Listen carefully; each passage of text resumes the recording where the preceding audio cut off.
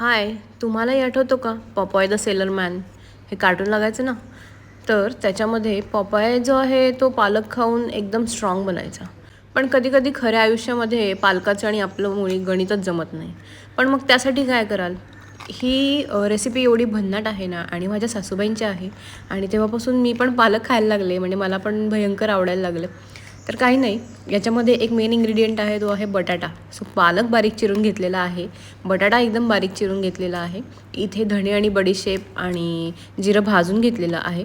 त्यानंतर मस्त तुपामध्ये नाही, तेलामध्ये मस्त तेलामध्ये गार्लिक आणि मिरची ह्याची छान खरपूस होईपर्यंत परतलं आणि त्याच्यात बटाटा टाकून जी आपली पूड केली होती धणे जिरे आणि बडीशेप, तर ती त्याच्यावर घालून बटाटा शिजेस तोपर्यंत ठेवलेला आहे. साईडलाच मी मस्त टमॅटोची चटणी बनवते.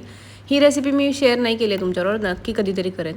आणि मग बटाटा शिजत आल्यानंतर पालक जो आहे तो घालून घ्यायचा त्याच्यामध्ये आणि मग मीठही टाकायचं आणि तसंच शिजायला ठेवून द्यायचं. त्याच्यानंतर इकडे मी साईड बाय साईड चटणी करत होते. मस्त चटणी रेडी झालेली आहे. सो इथे पालकची भाजी पण तयार झालेली आहे. एकदम मॅश करून घ्यायची.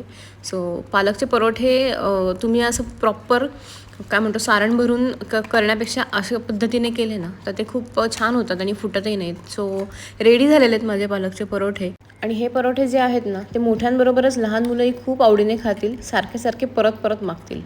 तुम्ही हे ट्राय करून बघा नक्की. आय होप तुम्हाला हा व्हिडिओ आवडला असेल आणि सबस्क्राईब करणार असाल तर खाली मला कमेंटमध्ये न्यू सबस्क्रायबर म्हणून सांगायला विसरू नका. चला तर मग भेटूया पुढे. बाय.